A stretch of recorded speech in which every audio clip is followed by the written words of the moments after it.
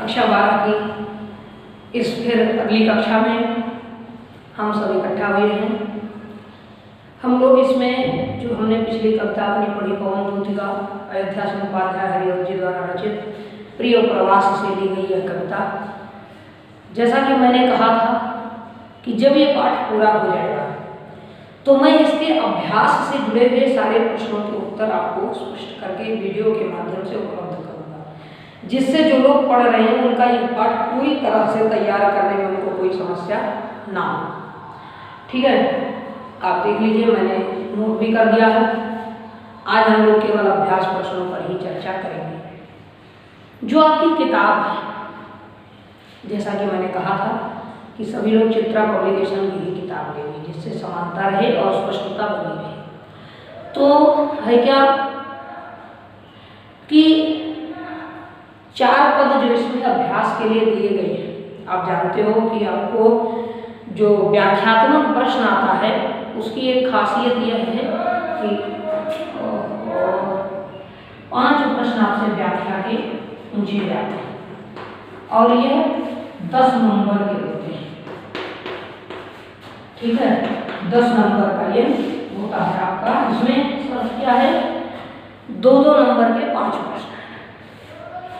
करना क्या है, पहला तो आपको कविता का संदर्भ लिखना है या फिर पाठ का नाम और लेखक का नाम, कवि का नाम। दूसरा क्या होगा, जितने अंश पर कविता की जिन पंक्तियों के नीचे रेखांकन किया जाएगा, रेखा खींची होगी, उस रेखांकित अंश की व्याख्या आपको अपने शब्दों में करनी।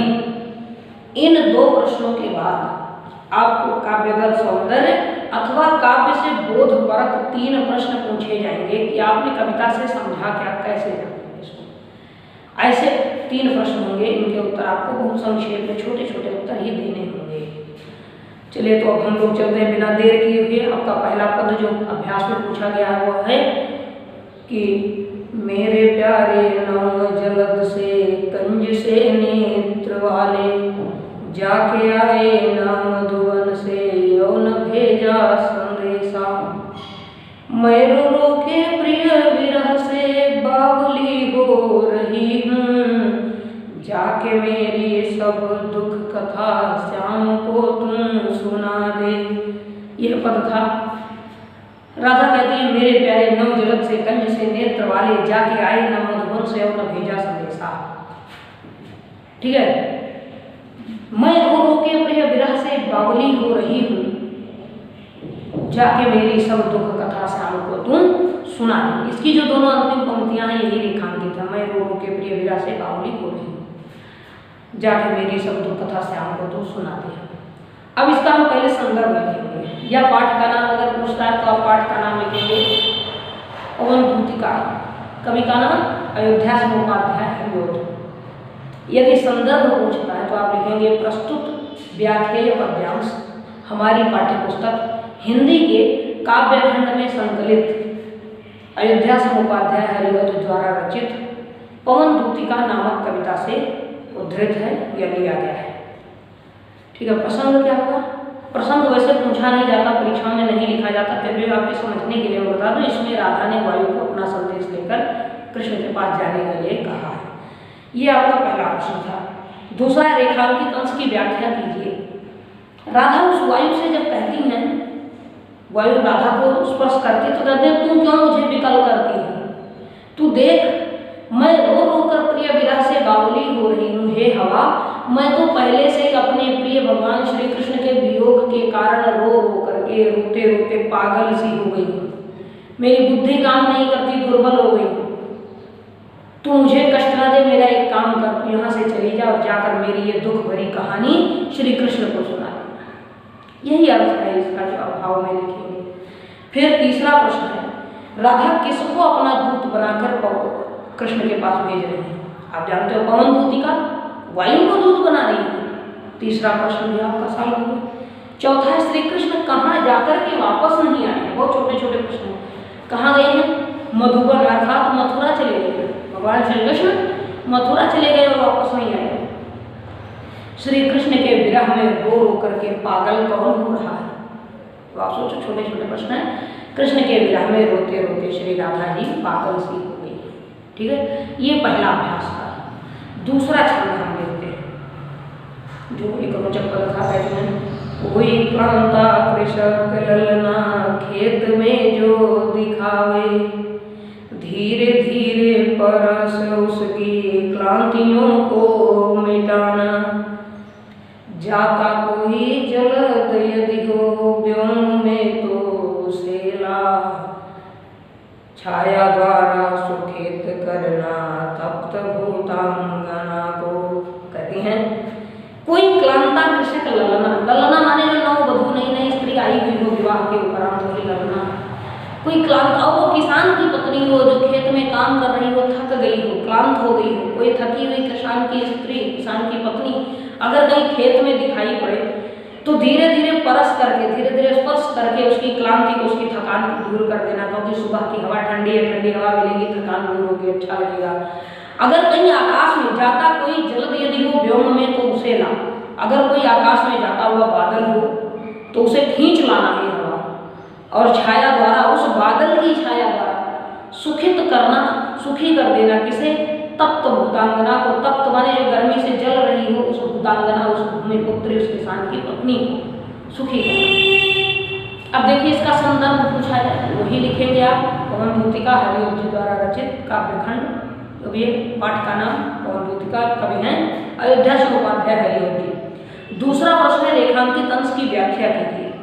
तो वही राधा कहती हैं कि हे हवा, जब तू किसी थकी हुई महिला को खेत में देखना तो अगर आसमान में कोई बादल का टुकड़ा जा रहा हो तो अपने वेग से उस बादल को ही उधर खींच लाना जहां वो महिला हो, और उसके ऊपर रोक करके उस बादल से छाया कर देना, जिससे बादल की छाया जब पड़ेगी तो उसको थोड़ा सा सुख मिलेगा। वह अपने वेग से तो किसी बादल को खींच कर लाना और उस बादल की छाया द्वारा उस गर्मी से व्याकुल परेशान हो रही उस महिला को सुख पहुंचाना, उसकी थकान दूर करने का प्रयास करना। ये इस अंश की व्याख्या है। तीसरा प्रश्न है राधा किसके वियोग में डूबी हुई है, अपने दुख में भी उसे अन्य किसकी चिंता है। राधा श्री कृष्ण के वियोग में डूबी हुई हैं और अपने दुख के अतिरिक्त उन्हें चिंता किसकी है, दूसरे जो लोग परेशान, थके और दुखी हैं, जैसे वो कृषक महिला जो गर्मी से व्याकुल होकर भी खेत में काम कर रही है, उसकी चिंता, उन्हें दूसरों की पीड़ा की चिंता। अपना स्वयं दुख है लेकिन उससे कहीं ज़्यादा वो दूसरों के लिए चिंतित रहती हैं। ठीक है। तीसरा प्रश्न है आपका, किसी लज्जाशील स्त्री के संदर्भ में संबंध में राजा पवन से क्या कहती है। वो कहती हैं कि अगर कोई लज्जाशील महिला खेत में हो, थकी हुई दिखाई पड़ रही हो तो हे हवा, अपने स्पर्श से उसको सुखी कर देना और बादल की छाया ला करके उसको गर्मी से राहत देना। ठीक है। और जो आपका पांचवा प्रश्न होगा वह है कि राधा पवन से अपनी शीतलता से किसे दूर करने के लिए कहती हैं। तो उस किसान महिला की थकान को दूर करने के लिए कहती हैं कि हे हवा, अपनी शीतलता से उस लज्जाशील कृषक महिला की थकान को दूर कर दे। ठीक है। ये दूसरा था। अब हम लोग बात करेंगे अपने तीसरे पद की। तीसरे में राधा ने जो बताया कि जा करके कृष्ण को मेरा संदेश क्या देना है, कहती हैं कोई प्यारा कुसुम कुम्हला गेह में जो पड़ा हो तो प्यारे के चरण पर ला डाल देना उसी को। कहती यों देना है पवन बतला प्रीति से वंचिता हो। नहीं, ये दूसरी लाइन है। कहती यों देना है पवन बतला फूल सी एक बाला, फिर माना होकर कमल पग को चूमना चाहती है।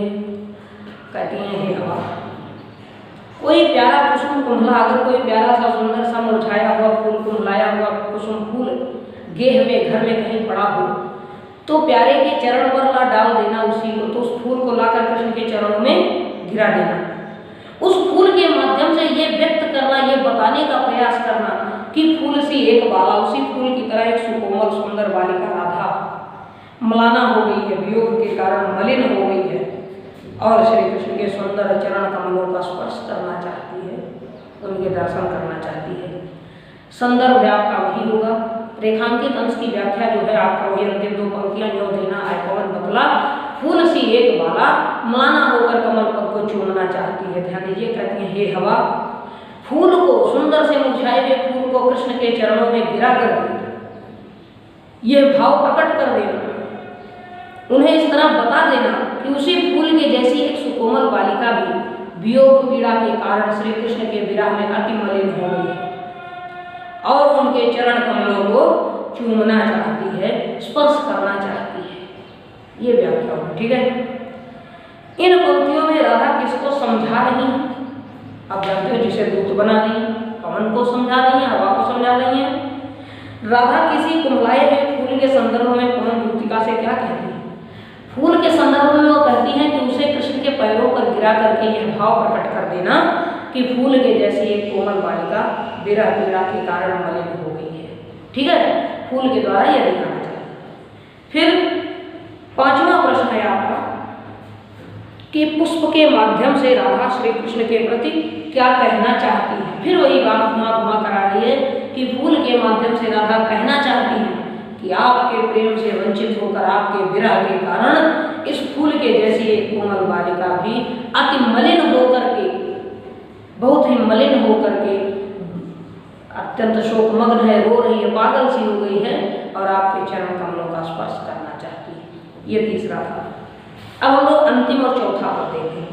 देखिए, कहते हैं सूखी जाती मलिन लतिका जो धरा में पड़ी हो, तो पांवों के निकट उसको श्याम केला गिराना। कहती हे हवा, अगर कोई सूखी हुई मलिन लता, गंदी हो चुकी हो, सूख गई हो, ऐसी लता कोई बेल धरती पर पड़ी हो, तो श्याम के पांवों के पास ला गिराना, उसे कृष्ण के पैरों के पास लाकर गिरा देना। यों देना, कहते हैं यों सीधे से प्रकट करना, प्रीति से वंचिता हो, सीधे सीधे उस लता के द्वारा यह प्रकट करना कि उनके प्रेम से वंचित होकर, उनके वियोग में आकर के मेरा होना अति मलिन और सूखते नित्य जाना, मेरा निरंतर मलिन होना उसी लता की तरह से, और सूखते नित्य जाना, निरंतर सूखते हुए रहना, दुर्बल होता जाना, मेरे मलिन हो जाने को विरह के कारण मैं, मेरा स्वरूप कांतिहीन हो गया, तेजहीन है, मैं मलिन सी हो गई और नित्य दुर्बल हो रही, सूख रही हूँ, इस बात को प्रकट करना। संदर्भ पहला प्रश्न है आपका, संदर्भ लिखिए, रचनाकार और पद्यांश का नाम तो आप लिख ही लेंगे, पवन दूतिका अभिनव जी की। दूसरा, रेखांकित अंश की व्याख्या कीजिए। यह सीधे से प्रकट करना, प्रीति से वंचिता होगा कि हे हवा, उस लता को कृष्ण के पैरों में गिराकर सीधे सीधे यह प्रकट कर देना कि उनकी प्रीति से वंचिता हो, उनके प्रेम से दूर होने के कारण, उनका प्रेम ना पाने के कारण वियोग में पड़कर मैं अति मलिन हो गई हूँ, मेरा होना अति मलिन, मेरा रूप बहुत मलिन तेजहीन हो गया है और सूखते बीते जाना, मैं निरंतर दुर्बल होती जा रही है, ठीक है।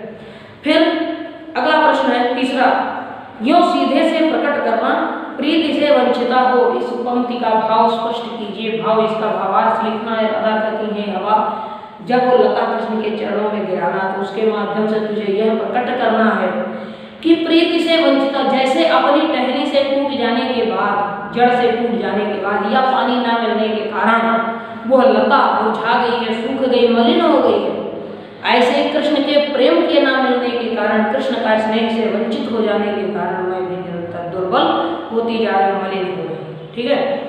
फिर